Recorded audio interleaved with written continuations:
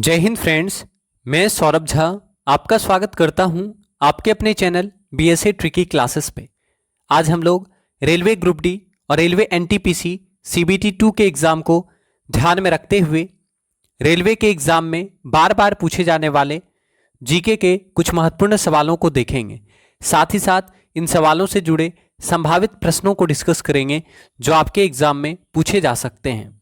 आप सभी से अनुरोध करेंगे कि आप क्लास को ध्यानपूर्वक देखें और सारे सवालों के आंसर कमेंट करें। साथ ही साथ क्लास को सपोर्ट करें, क्लास को लाइक और शेयर अवश्य करें ताकि अधिक संख्या में बच्चे क्लास में उपस्थित होकर क्लास का लाभ उठा सकें। तो चलिए शुरू करते हैं क्लास।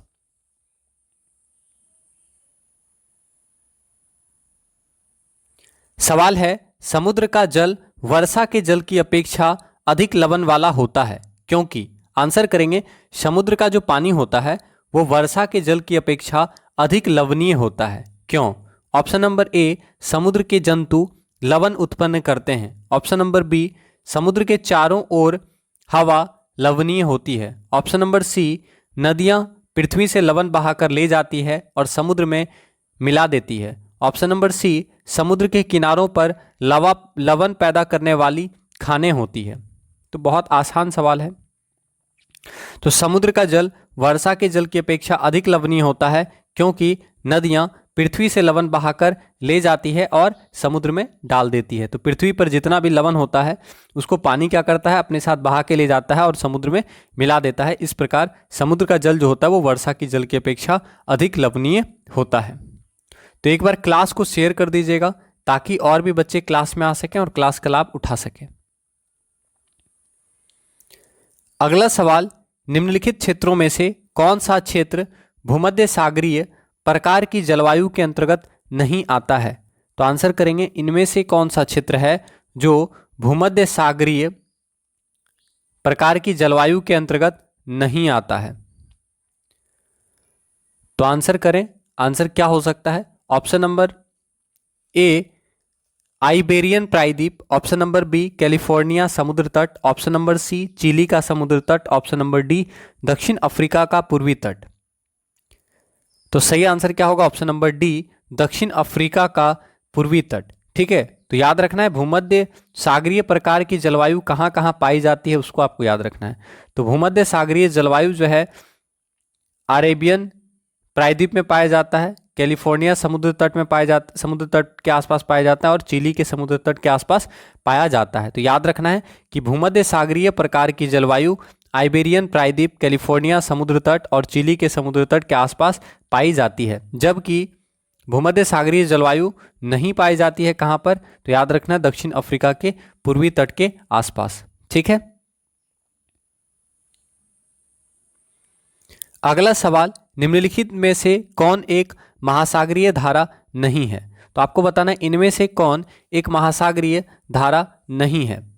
तो आप जानते हैं कि क्यूरोसियो, ब्राजीलियन, गल्फ स्ट्रीम, ये तीनों क्या है? समुद्री जलधारा है। ये तीनों क्या है? महासागरीय धारा है। तो अगर पूछता है महासागरीय धारा कौन कौन सा है, तो क्यूरोसियो, ब्राजीलियन, गल्फ स्ट्रीम, ये क्या है? महासागरीय धारा है। लेकिन जेट स्ट्रीम क्या है?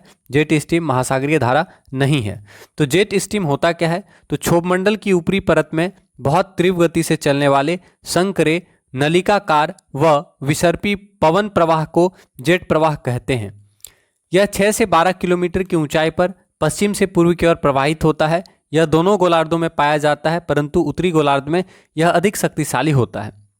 ठीक है, तो जेट प्रवाह वायुमंडलीय विक्षोभों, चक्रवातों, प्रतिचक्रवातों, तूफानों तथा वर्षा को उत्पन्न करने में सहायक होता है। आधुनिक खोजों के अनुसार एशिया में मानसून पवनों के कारण जेट प्रवाह को माना गया है। यह पृथ्वी पर तापमान के वितरण का संतुलन बनाए रखने में भी महत्वपूर्ण भूमिका निभाता है। तो याद रखिएगा, क्षोभमंडल की ऊपरी परत में बहुत तीव्र गति से चलने वाले सक्रिय नलिकाकार व विसर्पी पवन प्रवाह को जेट प्रवाह या जेट स्ट्रीम्स कहा जाता है। ठीक है, तो यहाँ पे कौन सा महासागरीय धारा नहीं है? तो याद रखना है जेट स्ट्रीम जो है महासागरीय धारा नहीं है। बाकी आप जानते हैं कि महासागरीय धारा दो प्रकार का होता है, एक गर्म जलधारा और एक ठंडी जलधारा, आप याद रखिएगा। ठीक है, गर्म जलधारा क्या होता है? तो निम्न अक्षांश से उच्च, याद रखना है कि गर्म जलधारा होता क्या है, तो निम्न अक्षांशों में उष्ण कटिबंधों से उच्च समशीतोष्णीय एवं उपध्रुवीय कटिबंधों की ओर बहने वाली जलधाराओं को गर्म जलधारा कहा जाता है। गर्म जलधारा प्रायः भूमध्य रेखा से ध्रुवों की ओर चलती है। गर्म जलधारा जो होता है वो प्रायः भूमध्य रेखा से किधर चलती है, ध्रुवों की ओर चलती है, याद रखिएगा। और ठंडी जलधारा जो है वो निम्न अक्षांश की ओर बहने वाली होती है, मतलब ठंडी जलधारा जो होता है वो उच्च अक्षांश से निम्न अक्षांश की ओर बहता है। ठीक है, चलिए तो याद रखना है, सही आंसर ऑप्शन नंबर डी होगा। अगला सवाल, निम्नलिखित में से किस सागर का खारापन सबसे अधिक है? कौन सा इसमें से सागर है जो सबसे अधिक खारा है? तो आप सब जानते हैं कि सबसे अधिक खारा सागर कौन सा है, तो आंसर करेंगे सबसे अधिक खारा सागर कौन सा है? सबसे अधिक खारा सागर कौन सा है? तो आंसर क्या होगा, मृत सागर, है ना। याद रखना है, मृत सागर जिसे डेड सी कहा जाता है, यह सबसे अधिक खारा सागर है। ठीक है, तो आंसर क्या होगा, डेड सी, मृत सागर। ठीक है, तो मृत सागर जो है सबसे अधिक खारा सागर है, याद रखना है, इसे डेड सी कहा जाता है। चलिए अगला सवाल देखते हैं। दक्षिण अमेरिका के मध्य अक्षांशीय घास के मैदान को क्या कहा जाता है? आंसर करेंगे दक्षिण अमेरिका के मध्य अक्षांशीय घास के मैदान को क्या कहा जाता है? तो आंसर क्या होगा, दक्षिण अमेरिका के मध्य अक्षांशीय घास के मैदान को पेम्पास कहा जाता है, यानी पंपास कहा जाता है। ठीक है, तो याद रखना है, दक्षिण अमेरिका के मुख्य अक्षांशीय घास के मैदान को पंपास कहा जाता है। अर्जेंटीना में घास के मैदान को क्या कहा जाता है? पंपास कहा जाता है। तो अगर पूछेगा अर्जेंटीना या फिर दक्षिण अमेरिका के मध्य अक्षांशीय घास के मैदान को क्या कहा जाता है? पंपास कहा जाता है। ठीक है, तो अर्जेंटीना में घास के मैदान को पंपास कहा जाता है। अगर आपसे फिर पूछता है प्रेरी कहाँ पे घास के मैदान को कहा जाता है? उत्तरी अमेरिका। उत्तरी अमेरिका में घास के मैदान को प्रेरी कहा जाता है, याद रखना है, उत्तरी अमेरिका में घास के मैदान को प्रेरी कहा जाता है, दक्षिण अमेरिका में घास के मैदान को पेम्पास कहा जाता है। ठीक है, वेल्ड कहाँ पे है? तो दक्षिण अमेरिका, दक्षिण अमेरिका में, सॉरी दक्षिण अफ्रीका, दक्षिण अफ्रीका में घास के मैदान को वेल्ड कहा जाता है। ठीक है, इंपॉर्टेंट है, दक्षिण अफ्रीका में घास के मैदान को क्या कहा जाता है?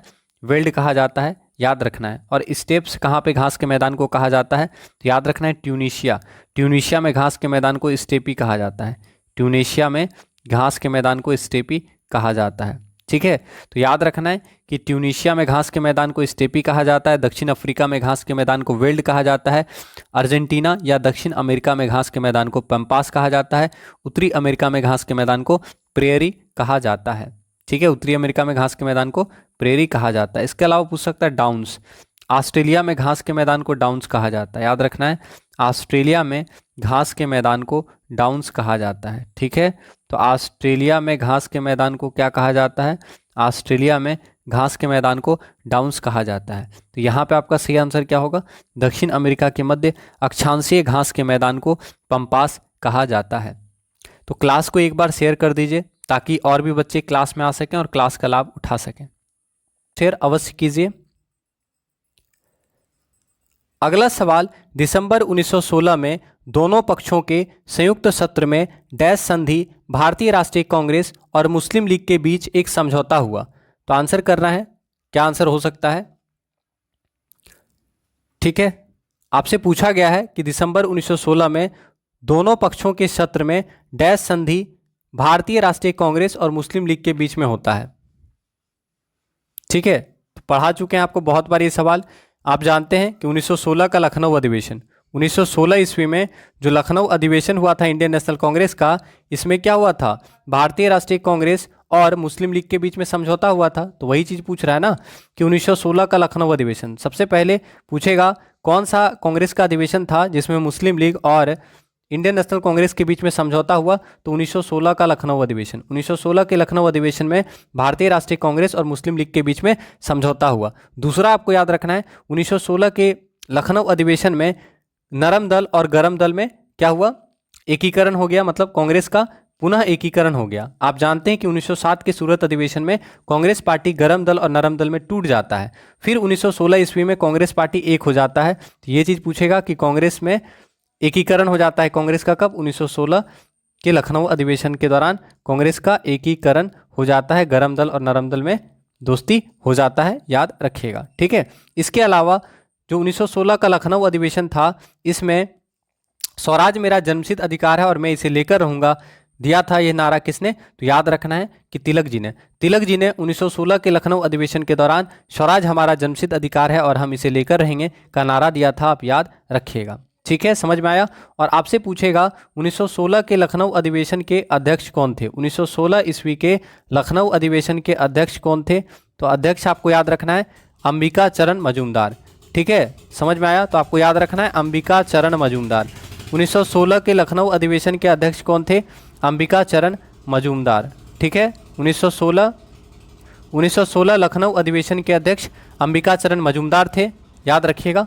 ठीक है, तो सवाल समझ में आ गया कि भारतीय राष्ट्रीय कांग्रेस और मुस्लिम लीग के बीच में समझौता होता है। 1916 लखनऊ अधिवेशन, अध्यक्ष कौन थे? अंबिका चरण मजूमदार, याद रखेंगे। ठीक है, चलिए अगला सवाल देखते हैं। अगला सवाल, बलदेव सिंह अंतरिम सरकार के सदस्य स्वतंत्र भारत की पहली सरकार में प्रमुख थे। तो बताना है बलदेव सिंह अंतरिम सरकार के सदस्य जो कि स्वतंत्र भारत की पहली सरकार में प्रमुख थे, तो किस क्षेत्र में बलदेव सिंह को जाना जाता है? ठीक है, ये आपको बताना है। बलदेव सिंह जो है वो अंतरिम सरकार के सदस्य थे और स्वतंत्र भारत की पहली सरकार में कौन से मंत्री के रूप में इनको चुना गया था? ठीक है, तो आसान सवाल है, आप सब जानते हैं, आंसर करेंगे। आंसर क्या होगा इसका? तो बलदेव सिंह भारत के पहले रक्षा मंत्री थे, है ना, याद है ना। तो याद रखना है बलदेव सिंह भारत के पहले रक्षा मंत्री थे। तो आपका सही आंसर क्या होगा? ऑप्शन नंबर ए याद रखना है, option number A defence minister. ठीक है, तो बलदेव सिंह भारत के पहले रक्षा मंत्री थे, आप याद रखिएगा। इसके अलावा अगर आपसे पूछेगा भारत के पहले रेल मंत्री कौन थे? ठीक है, स्वतंत्र भारत का पूछ रहा है, देखिए ध्यान दीजिएगा। स्वतंत्र भारत के पहले रक्षा मंत्री कौन थे? तो स्वतंत्र भारत के पहले रक्षा मंत्री थे सरदार बलदेव सिंह। स्वतंत्र भारत के पहले रेलवे एवं परिवहन मंत्री कौन थे? रेल मंत्री कौन थे बताइए? जॉन मथाई। स्वतंत्र भारत के पहले रेल मंत्री थे जॉन मथाई, याद रखना है। स्वतंत्र भारत के पहले रेल मंत्री थे जॉन मथाई। और स्वतंत्र भारत के पहले शिक्षा मंत्री कौन थे? स्वतंत्र भारत के पहले शिक्षा मंत्री कौन थे बताइए? अबुल कलाम आज़ाद, मौलाना अबुल कलाम आज़ाद जी, अबुल कलाम आज़ाद। ठीक है, अबुल कलाम आज़ाद। तो मौलाना अबुल कलाम आज़ाद जी स्वतंत्र भारत के पहले शिक्षा मंत्री थे। और आप जानते हैं अबुल कलाम आज़ाद लगातार 6 वर्ष तक इंडियन नेशनल कांग्रेस की अध्यक्षता करते हैं, 1940 का रामगढ़ अधिवेशन। साथ ही साथ आपको पता होगा मौलाना अबुल कलाम आज़ाद इंडियन नेशनल कांग्रेस के सबसे युवा अध्यक्ष बनते हैं 1923 ईस्वी का दिल्ली अधिवेशन। ठीक है, तो बहुत पूछता है, याद रखना है, इंपॉर्टेंट सवाल है। तो पहले शिक्षा मंत्री कौन बने? स्वतंत्र भारत के पहले शिक्षा मंत्री मौलाना अबुल कलाम आज़ाद। स्वतंत्र भारत के पहले रेल मंत्री कौन बने? तो डॉक्टर जॉन मथाई स्वतंत्र भारत के पहले रेल मंत्री बने। और स्वतंत्र भारत के पहले रक्षा मंत्री कौन बने? तो बलदेव सिंह पहले रक्षा मंत्री बने, याद रखना है। ठीक है, और यहां से क्या सवाल बनेगा? और सवाल बन सकता है ना, जैसे आपसे पूछ सकता है प्रधानमंत्री तो जवाहरलाल नेहरू थे, आप जानते हैं। पहले गृह मंत्री कौन थे? तो सरदार वल्लभ भाई पटेल पहले गृह मंत्री थे, आप याद रखिएगा। खाद्य एवं कृषि मंत्री कौन थे? तो राजेंद्र प्रसाद को खाद्य एवं कृषि मंत्री बनाया गया था, याद रखेंगे। और पहले श्रम मंत्री कौन थे? स्वतंत्र भारत के फर्स्ट श्रम मंत्री कौन थे बता दीजिए? स्वतंत्र भारत के फर्स्ट श्रम मंत्री कौन थे? याद है, जगजीवन राम। तो याद रखेंगे स्वतंत्र भारत के पहले श्रम मंत्री थे जगजीवन राम, स्वतंत्र भारत के पहले श्रम मंत्री थे। ठीक है, याद रहेगा। और स्वास्थ्य मंत्री पूछेगा, स्वतंत्र भारत की पहली स्वास्थ्य मंत्री कौन थी? स्वतंत्र भारत की पहली स्वास्थ्य मंत्री कौन थी? स्वतंत्र भारत की पहली स्वास्थ्य मंत्री थी राजकुमारी अमृता कौर। ठीक है, स्वतंत्र भारत की पहली स्वास्थ्य मंत्री थी राजकुमारी अमृता कौर, याद रहेगा। स्वतंत्र भारत की पहली स्वास्थ्य मंत्री राजकुमारी अमृता कौर, याद रखना है। ठीक है, और पहले वित्त मंत्री कौन थे? फाइनेंस मिनिस्टर कौन थे? पहले वित्त मंत्री कौन थे अगर पूछेगा? फर्स्ट फाइनेंस मिनिस्टर कौन थे? आज़ाद भारत के पहले फाइनेंस मिनिस्टर कौन थे? आर के शनमुखम सेट्टी। तो आर के शनमुखम, याद रखना है, आर के शनमुगम चेट्टी नाम था। ठीक है, तो चेट्टी याद रखिए या सेट्टी, जो भी याद रखना है, आराम से याद रखना है। ठीक है, तो आर के शनमुखम चेट्टी। तो याद रखना है आज़ाद भारत के पहले वित्त मंत्री कौन थे? आर के शनमुखम चेट्टी याद रखिएगा। ठीक है, समझ में आया? तो याद रखना है बलदेव सिंह अंतरिम सरकार के सदस्य थे जो कि स्वतंत्र भारत की पहली सरकार में प्रमुख रक्षा मंत्री बने थे। ठीक है, याद रहेगा? तो याद रखिएगा, इंपॉर्टेंट सवाल है। पहले रक्षा मंत्री कौन थे? तो पहले रक्षा मंत्री थे, याद रखना है, सरदार बलदेव सिंह। ठीक है, पहले श्रम मंत्री जगजीवन राम, पहले कानून मंत्री डॉक्टर बी आर अम्बेडकर, पहले रेल मंत्री डॉक्टर जॉन मथाई, पहले शिक्षा मंत्री मौलाना अबुल कलाम आज़ाद, पहले खाद्य एवं कृषि मंत्री डॉक्टर राजेंद्र प्रसाद, याद रखिएगा। ठीक है, तो क्लास को एक बार शेयर कर दीजिए ताकि और भी बच्चे क्लास में आ सकें और क्लास का लाभ उठा सकें। अगला सवाल, विश्व धर्म सम्मेलन 1893 में हुआ था। ठीक है, इसमें स्वामी विवेकानंद जी ने हिंदू धर्म के बारे में विस्तार से बताया। तो आपसे क्वेश्चन पूछ रहा है विश्व धर्म सम्मेलन कहां पर हुआ था 1893 ईस्वी में? तो आंसर करेंगे विश्व धर्म सम्मेलन 1893 ईस्वी में कहां पर हुआ था? विश्व धर्म सम्मेलन 1893 ईस्वी में कहां पर हुआ था? तो आप सभी जानते हैं कि शिकागो में हुआ था 1893 ईस्वी में विश्व धर्म सम्मेलन, आप याद रखिएगा। ठीक है, आपको बताना है विवेकानंद जी के बचपन का नाम क्या था। तो फटाफट आंसर करें, विवेकानंद जी के बचपन का नाम क्या था? याद है तो आंसर करें, विवेकानंद जी के बचपन का नाम क्या था? तो याद रखना है विवेकानंद जी के बचपन का नाम क्या था? नरेंद्र दत्त। याद रहेगा, विवेकानंद जी के बचपन का नाम नरेंद्र दत्त था, आप याद रखिएगा। ठीक है, और विवेकानंद जी के द्वारा कौन कौन सा आश्रम का स्थापना किया गया था? याद है तो इस चीज़ को भी आप बताइए कि विवेकानंद जी के द्वारा किस आश्रम की स्थापना की गई थी, फटाफट बताइएगा। तो यहाँ पे आपको याद रखना है विश्व धर्म सम्मेलन 1893 में हुआ था शिकागो में, और 1893 में ही गांधी जी दक्षिण अफ्रीका गए थे। 1893 में ही श्रीमती एनी बेसेंट भारत आई थी, आप याद रखिएगा। तो विश्व धर्म सम्मेलन 1893 ईस्वी में स्वामी विवेकानंद जी के द्वारा शिकागो में किया गया था। स्वामी विवेकानंद जी के बचपन का नाम था नरेंद्र दत्त। तो याद रखना है विवेकानंद जी के बचपन का नाम नरेंद्र दत्त था। वे कलकत्ता विश्वविद्यालय से स्नातक किए हुए थे और उनके गुरु का नाम था रामकृष्ण परमहंस। तो याद रखना विवेकानंद जी के गुरु का नाम था रामकृष्ण परमहंस। तो रामकृष्ण परमहंस इनके गुरु का नाम था, रामकृष्ण परमहंस। तो विवेकानंद जी के गुरु का नाम रामकृष्ण परमहंस था, आप याद रखिएगा। ठीक है, अब आपसे पूछेगा रामकृष्ण मिशन की स्थापना का श्रेय किनको जाता है? तो याद रखना है कि रामकृष्ण परमहंस के शिष्य विवेकानंद जी के द्वारा रामकृष्ण मिशन की स्थापना की गई थी। तो अब आपसे पूछेगा रामकृष्ण मिशन की स्थापना कब की गई, बता दीजिए। रामकृष्ण मिशन की स्थापना 1897 में की गई। ठीक है, रामकृष्ण मिशन की स्थापना 1897 में किया गया। तो याद रखना है रामकृष्ण मिशन की स्थापना 1897 ईस्वी में किया गया था। ठीक है, और रामकृष्ण मिशन की शिक्षाओं, उपनिषदों एवं गीता के दर्शन, बुद्ध एवं यीशु के उपदेशों को आधार बनाकर विवेकानंद ने विश्व को मानव मूल्यों की शिक्षा दी। 1893 ईस्वी में अमेरिका के शिकागो शहर में आयोजित पहला विश्व धर्म सम्मेलन में श्री विवेकानंद जी ने भारत का नेतृत्व किया था। इस सम्मेलन में जाने से पूर्व ही नरेंद्र नाथ दत्त का नाम बदलकर महाराज खेतरी के सुझाव पर स्वामी विवेकानंद रख दिया गया। तो अगर आपसे पूछेगा विवेकानंद जी को स्वामी का उपाधि किसने दिया, तो याद रखना है विवेकानंद जी को स्वामी का उपाधि महाराज खेतरी ने दिया था, याद रखेंगे। और शिकागो के विश्व धर्म सम्मेलन में सभी धर्मों की एकता के विषय में विवेकानंद जी ने कहा था।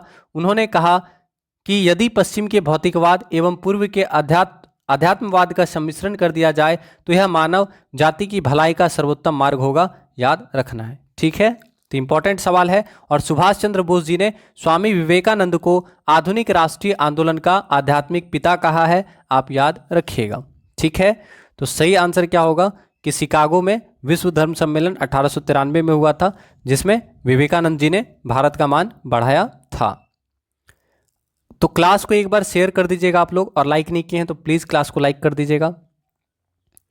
अगला सवाल, हिंदू विधवा पुनर्विवाह अधिनियम 1856, जिसे अधिनियम 1856 भी कहा जाता है, 26 जुलाई 1856 को लागू हुआ, जिसे लॉर्ड डैश द्वारा पारित किया गया। मतलब उस समय किनका कार्यकाल चल रहा था, किसके समय में विधवा पुनर्विवाह अधिनियम जो है पारित किया गया था? तो बहुत आसान सवाल है, बताइए विधवा पुनर्विवाह अधिनियम किनके समय में पारित किया गया था? ठीक है, तो अगर आपको ये पता होगा कि 1857 की क्रांति किसके समय में हुई थी तो आप आराम से आंसर नहीं कर सकते हैं। 1857 की क्रांति कैनिंग के समय में हुआ था, याद है 1857 की क्रांति कैनिंग के समय में हुआ था, ठीक है। और यहाँ पे क्वेश्चन में ही हिंट आपको दे दिया है कि हिंदू विधवा पुनर्विवाह अधिनियम 1856 में आया है, ठीक है। और ये 57 में, तो आप गेस कर सकते हैं कि आंसर क्या होगा, कैनिंग। समझ में आया?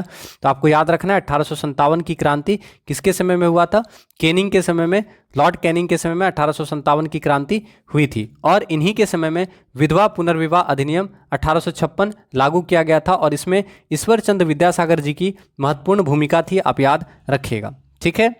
साथ ही साथ कैनिंग के बारे में आपको क्या याद रखना है, आपको पता होगा कि कैनिंग जो थे वो भारत के अंतिम गवर्नर जनरल थे। तो याद रखना है भारत का अंतिम गवर्नर जनरल, भारत का अंतिम गवर्नर जनरल कौन, कैनिंग। कैनिंग भारत के अंतिम गवर्नर जनरल थे।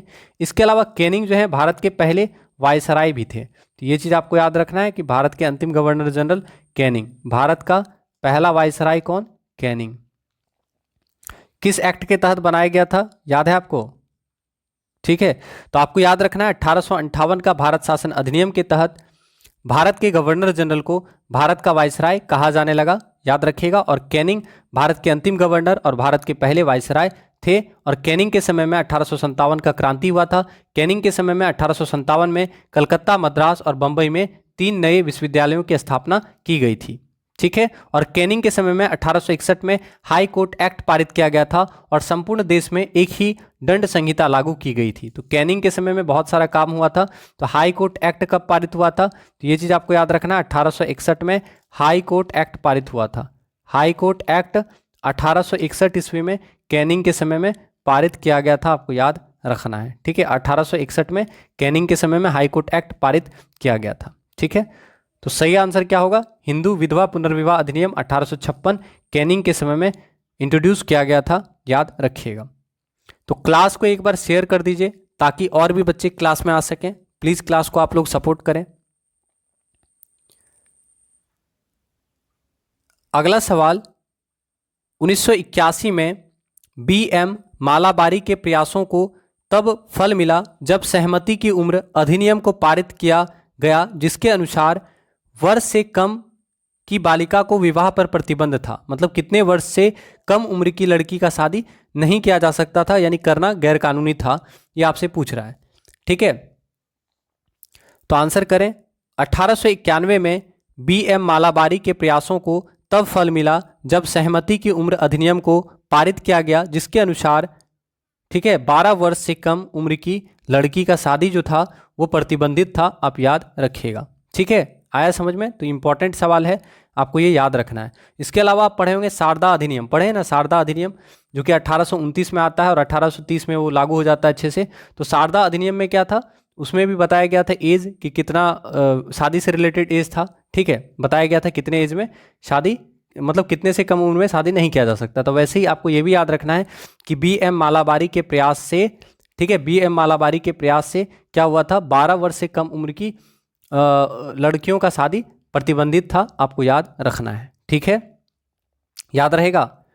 तो इंपॉर्टेंट सवाल है, इसको आप याद रखिएगा, ठीक है। और शारदा एक्ट याद रखना है कि शारदा एक्ट, देखिए एक तो शारदा एक्ट आता है, फिर सिविल मैरिज एक्ट भी आता है। तो शारदा एक्ट अगर पूछेगा कब आया था, तो शारदा अधिनियम 1929 में आया था और 1930 में लागू हो गया था। और शारदा अधिनियम में लड़की के लिए विवाह योग्य आयु 14 वर्ष था और लड़कों के लिए विवाह योग्य आयु 18 वर्ष था शारदा अधिनियम में, ठीक है। और एक था आपका क्या, सिविल मैरिज एक्ट। और सिविल मैरिज एक्ट जो है 1872 में आया था और सिविल मैरिज एक्ट के तहत लड़कियों के विवाह की न्यूनतम आयु 14 वर्ष रखी गई थी और लड़कों की न्यूनतम आयु 18 वर्ष निर्धारित की गई थी, ठीक है। तो इस सवाल का आंसर ऑप्शन नंबर बी याद रखेंगे। अगला सवाल, भारत छोड़ो आंदोलन या अगस्त आंदोलन 8 अगस्त 1942 को महात्मा गांधी द्वारा अखिल भारतीय कांग्रेस समिति के सत्र में चलाया गया एक आंदोलन था। तो आपको बताना है भारत छोड़ो आंदोलन या अगस्त आंदोलन, जो कि 8 अगस्त 1942 को महात्मा गांधी द्वारा, ठीक है, अखिल भारतीय कांग्रेस समिति के किस सत्र में चलाया गया एक आंदोलन था। क्वेश्चन पढ़ लिया आप, तो अब आप आंसर कीजिएगा, ठीक है, आंसर कीजिएगा। आंसर क्या होगा,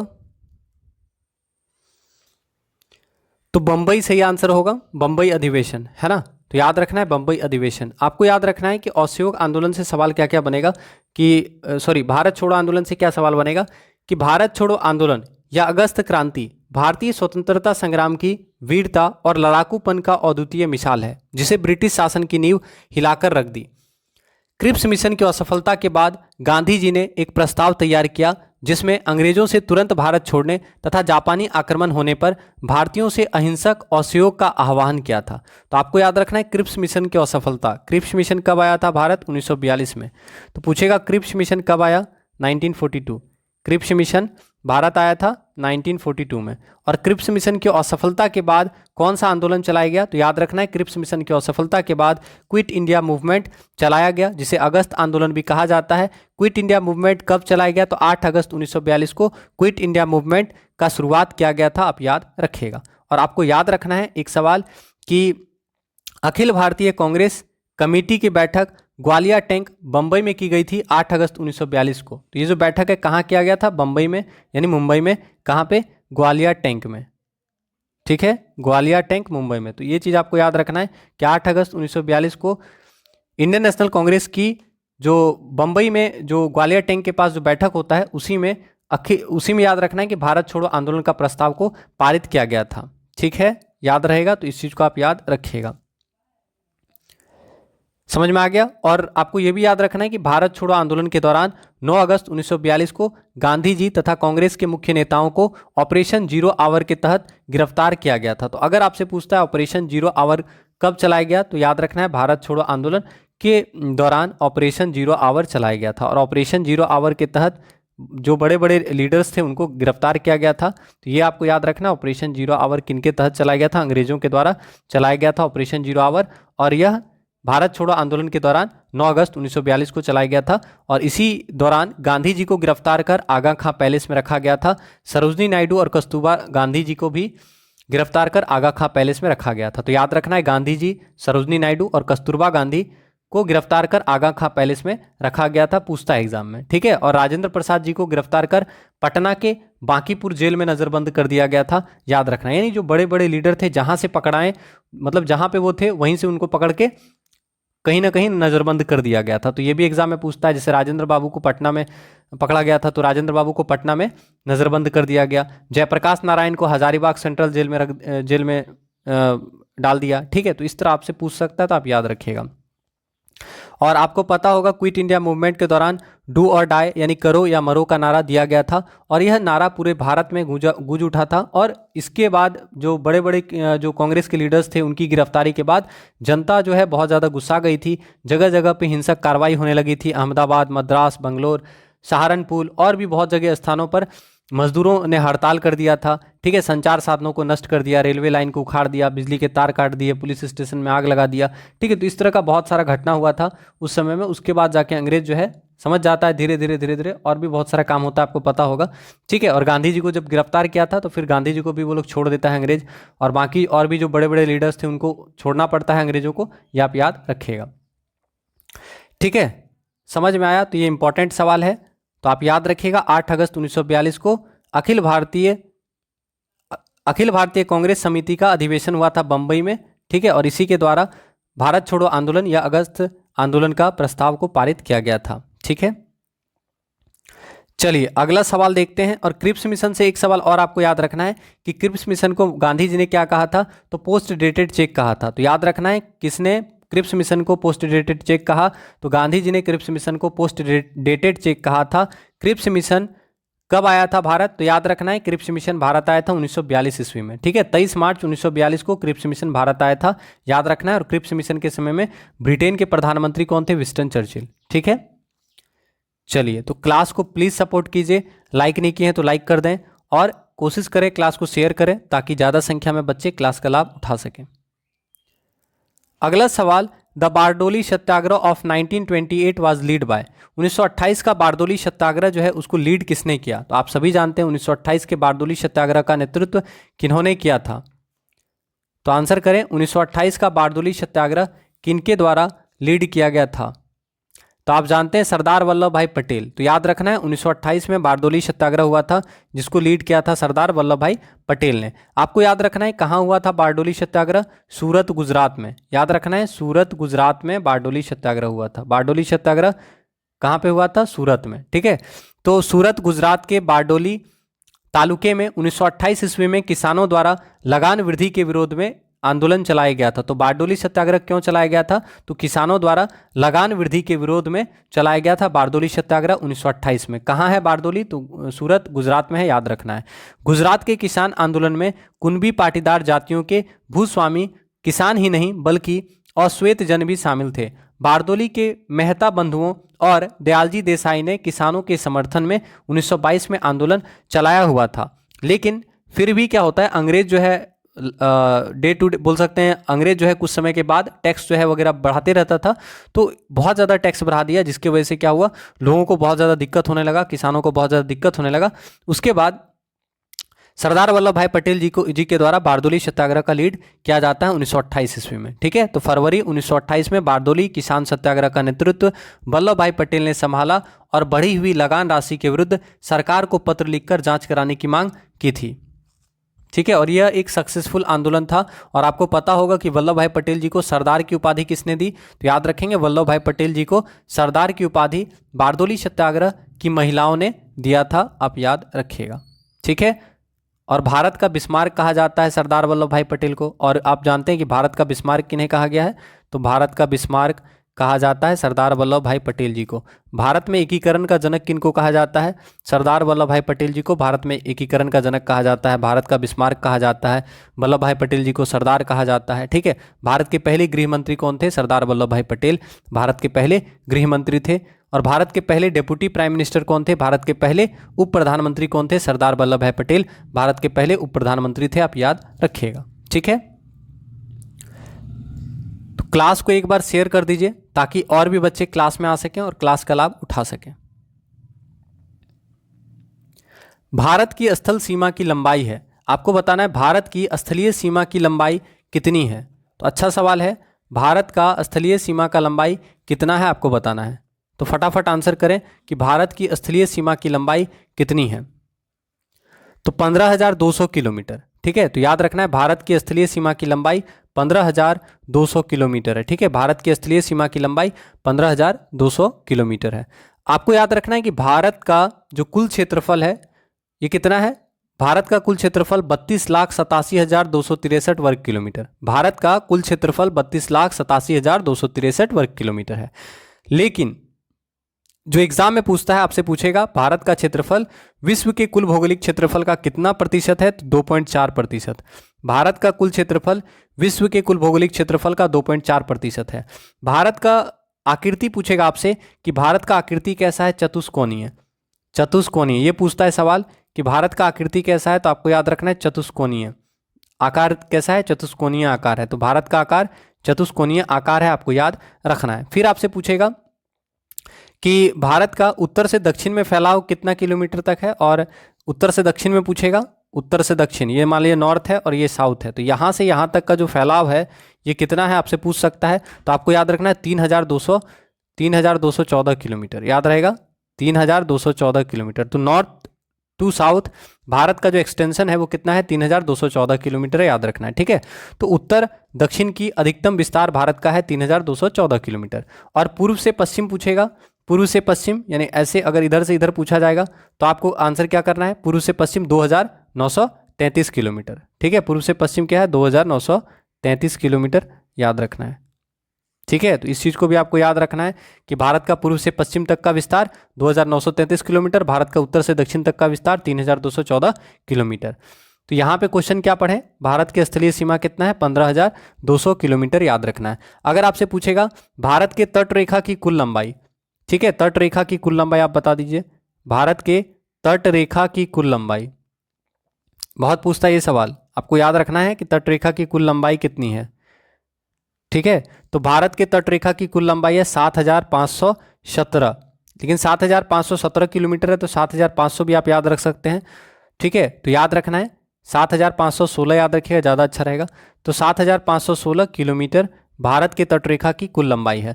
मुख्य भूमि अंडमान निकोबार द्वीप समूह और लक्षद्वीप सहित भारत के तटरेखा की कुल लंबाई 7,516 किलोमीटर है और भारत की स्थलीय सीमा की लंबाई 15,200 किलोमीटर है। भारत जो है उत्तर पूर्वी गोलार्ध में स्थित है। भारत जो है उत्तर पूर्वी गोलार्ध में स्थित है, आपको याद रखना है। ठीक है, इतना सवाल याद रखिए, यहाँ से पूछ सकता है एग्जाम में। तो भारत की स्थलीय सीमा की लंबाई 15,200 किलोमीटर याद रखेंगे। तो क्लास को एक बार फटाफट लाइक और शेयर कर दीजिए ताकि और भी बच्चे क्लास में आ सकें और क्लास का लाभ उठा सकें। आपसे पूछेगा सबसे लंबी समुद्र तट वाली रेखा, सबसे लंबी समुद्र तट वाला राज्य कौन सा है? तो याद रखना है गुजरात। ठीक है, समुद्री तट रेखा किसका सबसे बड़ा है? समुद्री तट रेखा, सबसे लंबी समुद्री तट रेखा वाला राज्य, सबसे लंबी समुद्री तट रेखा वाला राज्य कौन सा है? तो गुजरात। ठीक है, तो याद रखना है सबसे लंबी समुद्री तटरेखा वाला राज्य है गुजरात और सबसे छोटा समुद्री तटरेखा वाला राज्य कौन सा है? गोवा। याद रहेगा, सबसे लंबी तटरेखा वाला राज्य गुजरात, सबसे छोटी तटरेखा वाला राज्य गोवा, आप याद रखिएगा। और आपको यह भी याद रखना है कि भारत का दक्षिणतम बिंदु कौन सा है? तो इंदिरा पॉइंट। भारत का दक्षिणतम बिंदु इंदिरा पॉइंट या पिग्मेलियन पॉइंट है जो कि ग्रेट निकोबार द्वीप में है। ठीक है, तो भारत की मुख्य भूमि से दूर अंडमान निकोबार द्वीप समूह में स्थित है दक्षिणतम बिंदु, जिसे इंदिरा पॉइंट या फिर पिग्मेलियन पॉइंट कहा जाता है, जो कि अंडमान निकोबार द्वीप में है, यानी ग्रेट निकोबार द्वीप में है, याद रखना है। ठीक है, चलिए तो क्लास को एक बार फटाफट शेयर कर दीजिएगा। आंसर हो गया ऑप्शन नंबर डी। अगला सवाल, निम्नलिखित में से कौन सी नदी थार रेगिस्तान से होकर बहती है? आपको बताना है इनमें से कौन सी नदी थार रेगिस्तान से होकर बहती है। तो अच्छा सवाल है, थार रेगिस्तान से होकर कौन सी नदी बहती है? तो आंसर करें, लूनी नदी सही आंसर होगा, है ना। तो याद रखना है कि थार रेगिस्तान से होकर कौन सी नदी बहती है? तो लूनी नदी। सबसे पहले आपको याद रखना है लूनी नदी कहाँ से निकलती है। तो लूनी नदी का उद्गम कहाँ पे है? तो अरावली पहाड़ी, आप जानते हैं अरावली पहाड़ी से निकलती है। ठीक है, लूनी नदी। अरावली पहाड़ी कहाँ पे है? राजस्थान में है अरावली पहाड़ी। और अरावली पहाड़ी की सबसे ऊंची चोटी कौन सी है? गुरु शिखर, याद ही होगा। तो याद रखना है कि लूनी नदी अजमेर के दक्षिण पश्चिम में अरावली पहाड़ी से निकलती है।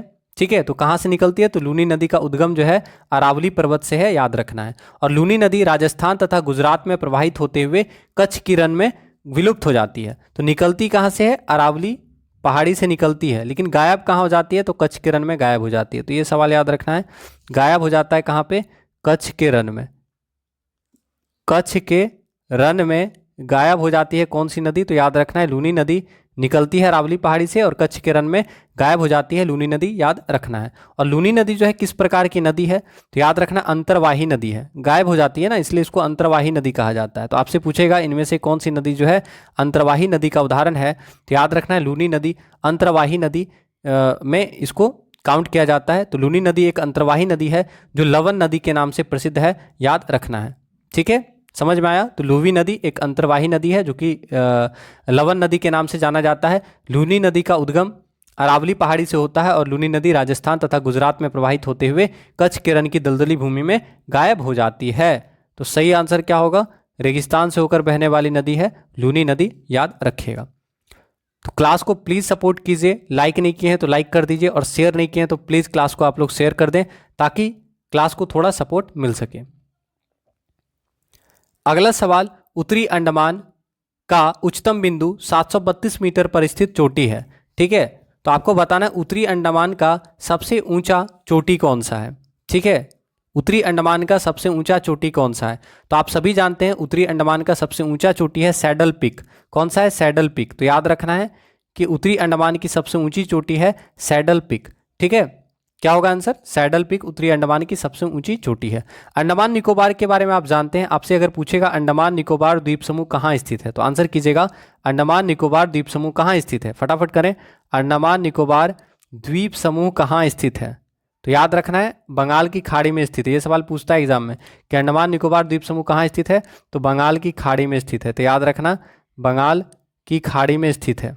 ठीक है। अंडमान निकोबार द्वीप समूह बंगाल की खाड़ी में स्थित है, आपको याद रखना है। और अंडमान निकोबार द्वीप समूह लगभग 572 छोटे बड़े द्वीपों से मिलकर बना है, याद रखना है। और आपको एक चीज और याद रखना है, 10 डिग्री चैनल क्या करता है, तो 10 डिग्री चैनल अंडमान और निकोबार को अलग करता है। तो इस सवाल को आपको याद रखना है, एकदम आसानी से याद होगा।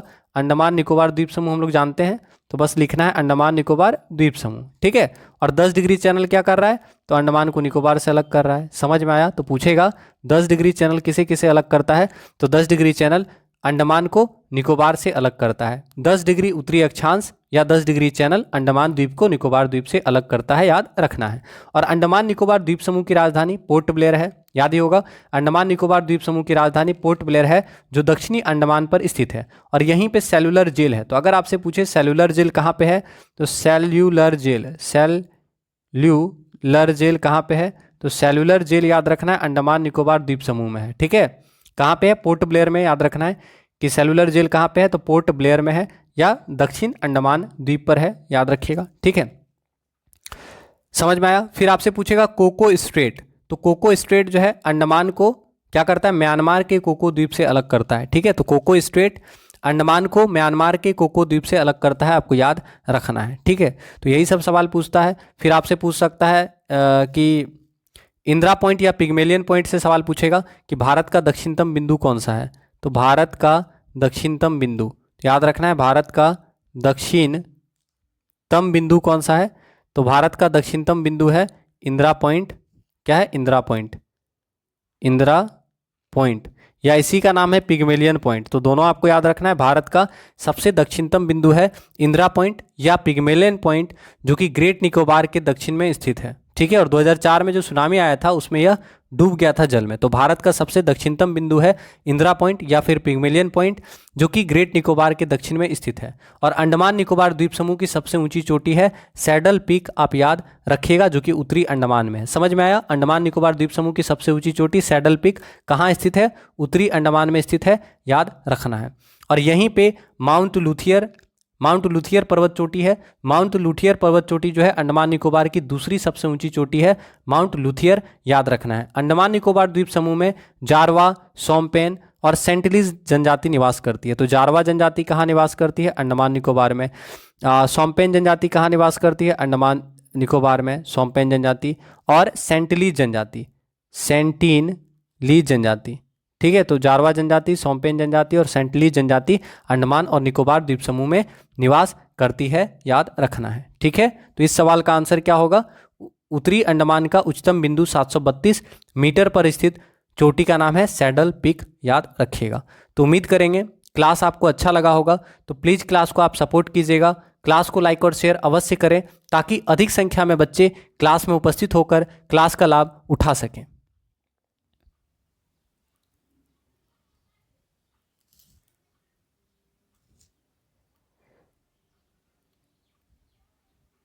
अगला सवाल, मार्च 2018 तक उपलब्ध जानकारी के अनुसार किस राज्य में नवीकरण स्रोतों का उपयोग करके 12.3 गीगावाट कुल बिजली उत्पादन करने की क्षमता है। तो आंसर करें, मार्च 2018 तक उपलब्ध जानकारी के अनुसार किस राज्य में नवीकरणीय स्रोतों का उपयोग करके 12.3 गीगावाट कुल बिजली उत्पादन करने की क्षमता है। तो आंसर क्या होगा, कर्नाटक, ठीक है। तो याद रखना है कर्नाटक आपका सही आंसर होगा, ठीक है।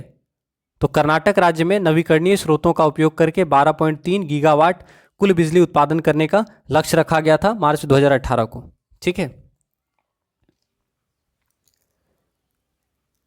अगला सवाल, यकृत के विषहरण के दूसरे चरण के दौरान अणु अपशिष्टों के साथ संलग्न हो जाते हैं और उन्हें शरीर से बाहर निकाल देते हैं। तो आंसर कीजिए, यकृत के विषहरण के दूसरे चरण के दौरान अणु अपशिष्टों के साथ संलग्न हो जाते हैं और उन्हें शरीर से बाहर निकाल देते हैं, ठीक है। तो यकृत के विषहरण के दौरान प्रोटीन, यकृत के विषहरण के दौरान, याद रखना, यकृत के विषहरण के दूसरे चरण के दौरान प्रोटीन के अणु अपशिष्टों के साथ मिल जाते हैं और उन्हें शरीर से बाहर निकाल देते हैं। तो सही आंसर ऑप्शन नंबर डी, याद रखिएगा। अगला सवाल, भारत में कुल सिंचाई का 45% और घरेलू पानी का कितना प्रतिशत भूजल रिजर्व से आता है। तो आंसर करें, भारत में सिंचाई का 45%, भारत में कुल सिंचाई का 45% और घरेलू पानी का कितना प्रतिशत भूजल रिजर्व से आता है? तो अच्छा सवाल है, पूछता है एग्जाम में, आंसर कीजिएगा।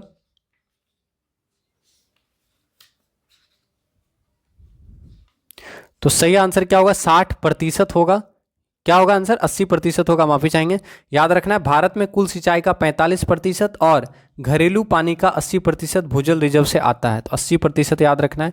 ठीक है, ये तो थोड़ा टफ सवाल था, लेकिन जो एग्जाम में बहुत पूछता है वो सवाल आपको बताते हैं। जैसे आपसे पूछेगा कि भारत में सबसे कम वर्षा कहाँ होता है, बताइए। सबसे कम वर्षा, सबसे कम वर्षा कहाँ होता है भारत में? तो लेह में होता है। लेह कहाँ पे है आप जानते हैं? लद्दाख में है अभी। तो लेह, भारत में सबसे कम वर्षा होता है लेह में। तो याद रखना है, सबसे कम वर्षा कहाँ पे होता है? लेह में होता है। अगर पूछेगा सबसे अधिक वर्षा कहाँ होता है, सबसे अधिक वर्षा कहाँ होता है? तो मानसीराम मेघालय में। ठीक है, सबसे अधिक वर्षा कहाँ होता है? तो मानसीराम मेघालय में। और भी एक जगह है, कहाँ पे बताइए?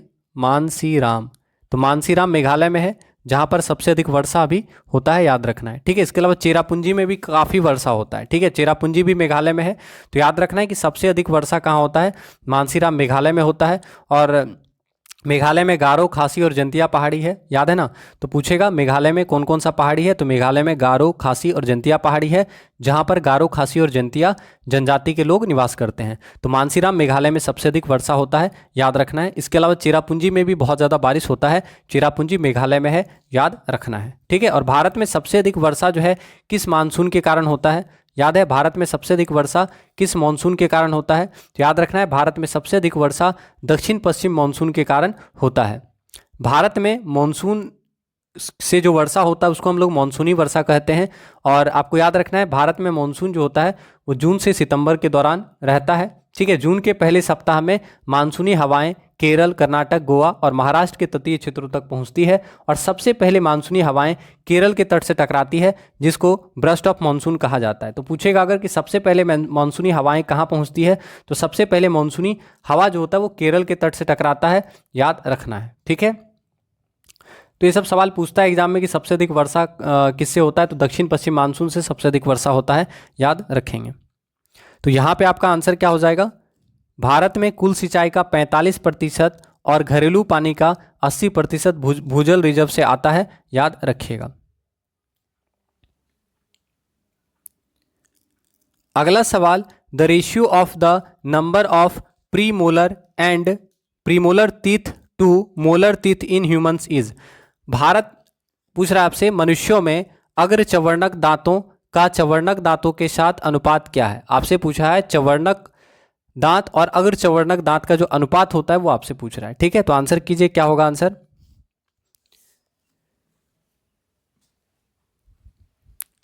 तो आंसर क्या होगा? आप जानते हैं कि एकदम साइंस का सवाल है, अच्छा सवाल है, और आंसर यहाँ दिख भी गया। लेकिन देखिए आंसर क्या होगा, हम बता रहे हैं आपको अच्छे से। आपसे पूछेगा अग्र चवर्णक दांत कितना होता है। ठीक है, तो आप जानते हैं अग्र चवर्णक दांत 4 ऊपर होता है, 4 नीचे होता है। 4 ऊपर वाला जबड़ा में, 4 नीचे वाला जबड़ा में। तो अग्र चवर्णक हो गया 8, 8 हुआ। और चवर्णक दांत कितना होता है? तो चवर्णक होता है 6 ऊपर 6 नीचे। तो चवर्णक कितना हो गया? 12 हो गया। आ रहा है समझ में?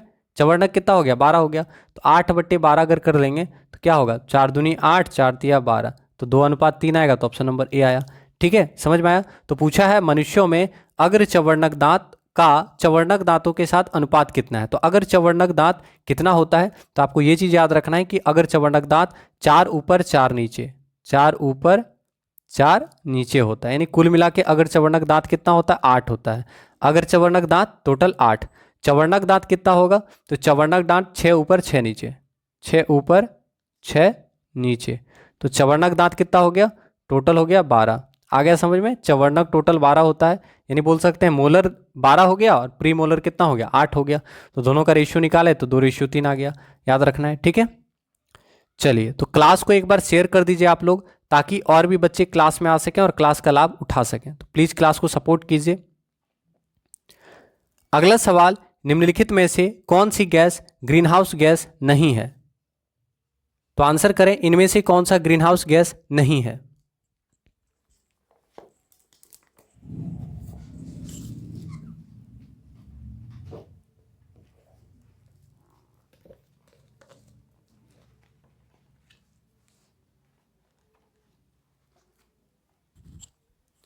तो सही आंसर क्या होगा, कौन सा ग्रीन हाउस गैस नहीं है आपको बताना है। Option number B nitrogen. देख के ही पता चल रहा है कि नाइट्रोजन जो है ग्रीन हाउस गैस नहीं है, आप याद रखिएगा। ठीक है, तो बाकी ग्रीन हाउस गैस होगा तो कार्बन डाइऑक्साइड आप जानते हैं ग्रीन हाउस गैस है, मीथेन ग्रीन हाउस गैस है, water vapour green house gas है। ठीक है, तो carbon dioxide, methane, water vapour ये क्या है, ग्रीन हाउस गैस है, जबकि नाइट्रोजन जो है ग्रीन हाउस गैस नहीं है। ठीक है, और कार्बन डाइऑक्साइड के बारे में आपको पता होगा, जैसे कार्बन डाइऑक्साइड जो है क्या क्या पूछता है, तो पौधों के लिए प्राणदायिनी गैस है। कार्बन डाइऑक्साइड कितना पाया जाता है वायुमंडल में, तो वायुमंडल में 0.03% कार्बन डाइऑक्साइड पाया जाता है। Carbon dioxide gas green house प्रभाव के लिए सबसे ज़्यादा उत्तरदायी होता है, याद रखना है। और कार्बन डाइऑक्साइड गैस का प्रकृति कैसा होता है, अम्लीय होता है, याद रखना है। CO2 की प्रकृति अम्लीय होती है, क्या होती है, अम्लीय। कार्बन डाइऑक्साइड गैस की प्रकृति अम्लीय होती है, याद रखना है। और कार्बन डाइऑक्साइड गैस का प्रकृति अम्लीय होता है। इसके अलावा सोडा वाटर में भी कार्बन डाइऑक्साइड का इस्तेमाल किया जाता है, और आप जानते हैं कि जो कोल्ड ड्रिंक्स होता है उसमें उच्च दाब पर कार्बन डाइऑक्साइड गैस भरी होती है। तो कोल्ड ड्रिंक्स में उच्च दाब पर कौन सा गैस भरा होता है, तो याद रखना है कोल्ड ड्रिंक्स में कार्बन डाइऑक्साइड गैस भरी होती है। ठीक है, कोल्ड ड्रिंक्स में कार्बन डाइऑक्साइड गैस भरी होती है, याद रखना है।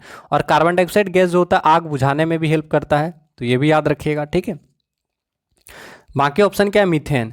तो मीथेन आप जानते हैं, मीथेन को क्या कहा जाता है, मार्स गैस कहा जाता है, याद रखना है। मीथेन को मार्स गैस कहा जाता है। मीथेन दलदली भूमि से प्राप्त होता है, धान के खेतों से प्राप्त होता है, तो मीथेन जो है दलदली भूमि से प्राप्त होता है, और मीथेन को मार्स गैस कहा जाता है, याद रखना। और साथ ही साथ आपको ये भी याद रखना है कि कोयले के खानों में विस्फोट मीथेन गैस और हवा के मिश्रण बनने के कारण होता है। ठीक है, तो पूछेगा कभी कभी कि कोयले की खानों में विस्फोट क्यों होता है, तो मीथेन गैस की उपस्थिति के कारण कोयले की खानों में विस्फोट होता है, आप याद रखेंगे। ठीक है, समझ में आया। तो मीथेन को मार्स गैस कहा जाता है, सब्जियों के विघटन से और दलदली भूमि से मीथेन गैस प्राप्त होता है। और याद रखना है कि प्राकृतिक गैस का मुख्य अवयव मीथेन होता है। प्राकृतिक गैस में 90% मीथेन पाया जाता है। हवा के साथ मीथेन विस्फोटक मिश्रण बनाता है, जिसकी वजह से कोयले की खानों में विस्फोट होता है। ठीक है, तो मीथेन जो है प्राकृतिक गैस का मुख्य घटक है, इसको लिख लीजिएगा, पूछता है बहुत ज़्यादा एग्जाम में। नेचुरल गैस का मुख्य घटक, नेचुरल गैस का घटक क्या होगा, मीथेन होगा, आपको याद रखना है। ठीक है, तो पूछा था कौन सा ग्रीन हाउस गैस नहीं है, तो आप याद रखिएगा नाइट्रोजन जो है ग्रीन हाउस गैस नहीं है। ठीक है, अगला सवाल देखते हैं। क्लास को प्लीज़ आप लोग सपोर्ट कर दीजिए, लाइक नहीं किए हैं तो एक बार लाइक कर दें।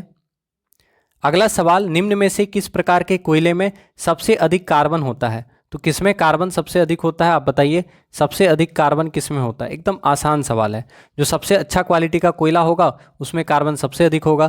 तो एंथ्रासाइट कोयला में कार्बन सबसे अधिक होता है, याद रखेंगे। ठीक है, एंथ्रासाइट कोयला में कार्बन सबसे अधिक होता है, तो ऑप्शन नंबर डी आपका सही आंसर होगा। आप जानते हैं कोयला मुख्यतः कार्बन की यौगिकों का मुक्त कार्बन का मिश्रण है।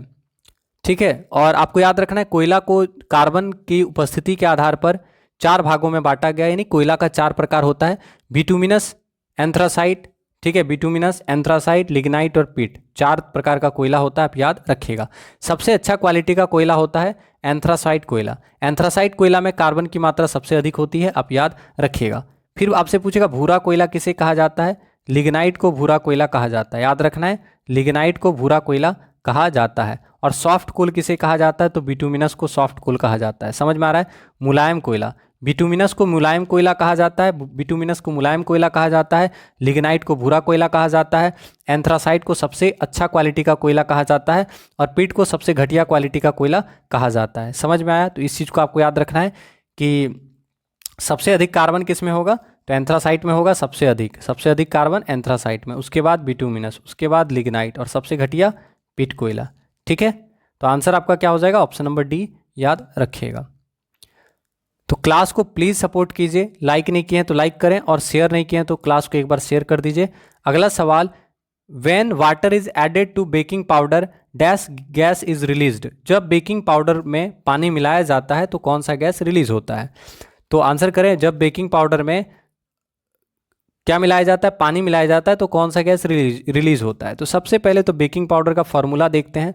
तो बेकिंग पाउडर या फिर खाने वाला सोडा, बेकिंग पाउडर या खाने वाला सोडा या सोडियम बाइकार्बोनेट, NaHCO3 याद रहेगा।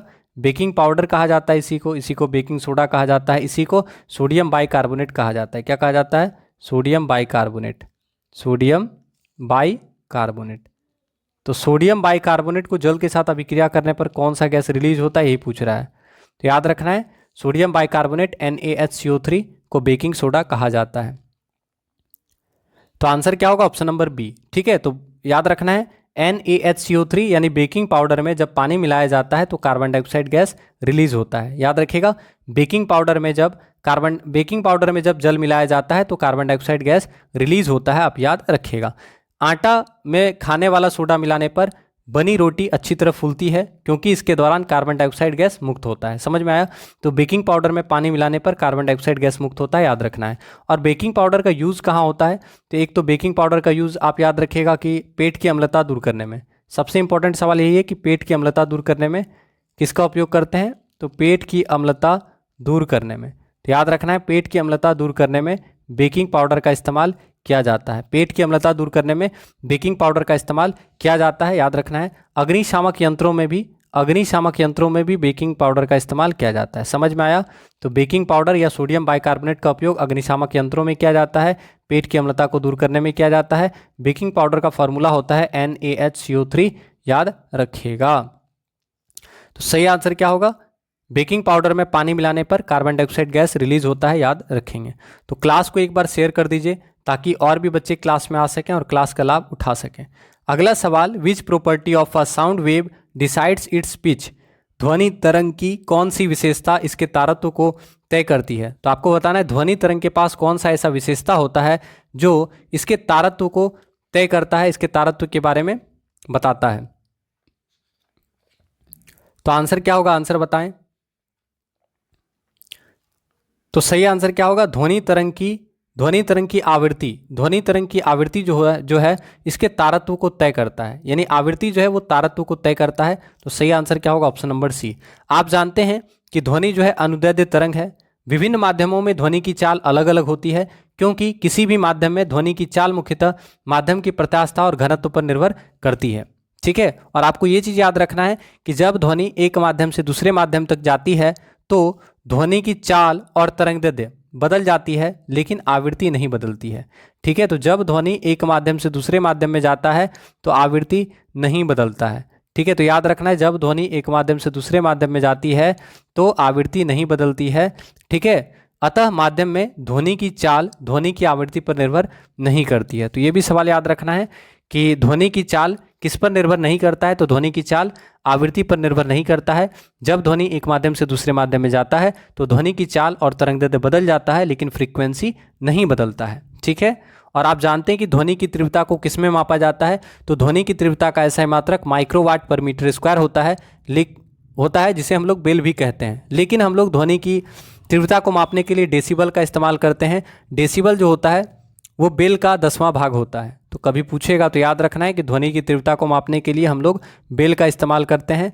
बेल बड़ा मात्रक हो गया और बेल का छोटा मात्रक जो होता है उसको हम लोग डेसिबल कहते हैं। तो बेल का 10वां भाग को डेसिबल कहा जाता है और डेसिबल जो है ध्वनि की तीव्रता को मापता है, याद रहेगा।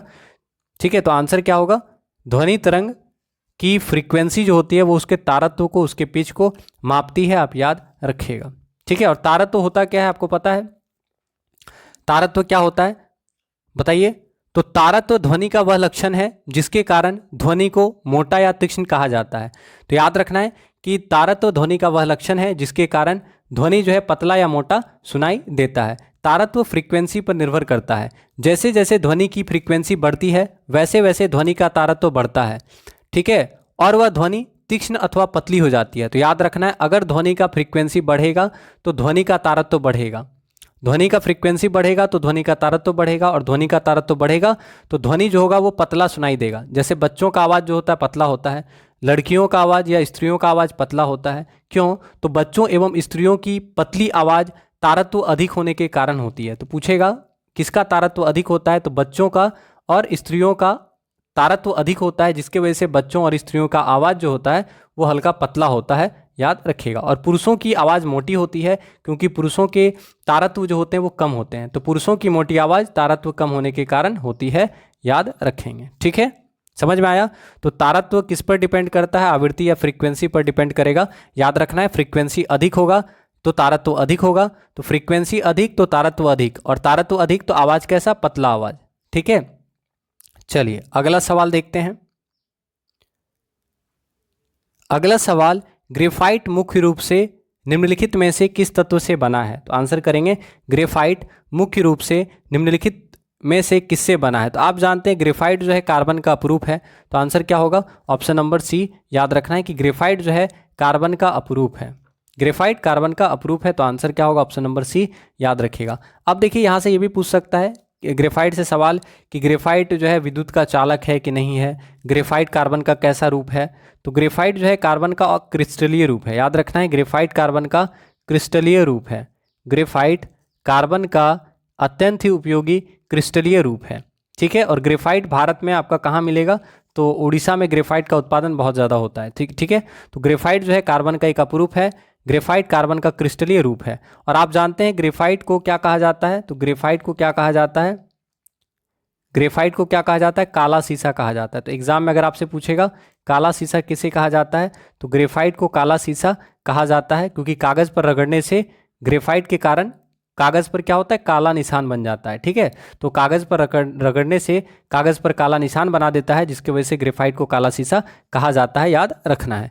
और ग्रेफाइट जो है वो ताप और विद्युत का सुचालक होता है। क्या होता है? ताप और विद्युत का सुचालक होता है। तो यही सवाल पूछता है, ताप एवं विद्युत का सुचालक होता है ग्रेफाइट। तो याद रखना है ताप एवं विद्युत का सुचालक होता है ग्रेफाइट। ग्रेफाइट जो है ताप एवं विद्युत का सुचालक होता है, ग्रेफाइट को काला शीशा कहा जाता है। ग्रेफाइट का अपेक्षित घनत्व 2.2 होता है, याद रखना है, ठीक है। और ग्रेफाइट का उपयोग ड्राई लुब्रिकेंट के रूप में होता है, मशीनों में शुष्क स्नेहक के रूप में ग्रेफाइट का इस्तेमाल होता है, याद रखेंगे। तो ग्रेफाइट मुख्य रूप से कार्बन का क्रिस्टलीय अपरूप होता है, आप याद रखेंगे, ठीक है। तो इतना ही सवाल था। उम्मीद करेंगे आज का क्लास आपको अच्छा लगा होगा, तो आप क्लास को लाइक और शेयर करें और साथ ही साथ क्लास को सपोर्ट करें। और अगर आप ऑफलाइन क्लास देखते हैं तो भी आपसे आग्रह करेंगे आप सारे सवालों के आंसर कमेंट करें, और कोई भी डाउट होता है तो आप लोग प्लीज़ कमेंट कीजिएगा। मिलते हैं आपसे अगले क्लास में, क्योंकि और भी क्लास लेना है, ठीक है। तो समझ रहे हैं टाइम थोड़ा कम है और क्लास ज़्यादा लेना पड़ेगा, तो आप सभी से आग्रह करते हैं कि आप जाते जाते क्लास को लाइक और शेयर कर दीजिएगा। आप सभी का तहे दिल से धन्यवाद करते हैं। जय हिंद, जय भारत, जय BSA, धन्यवाद।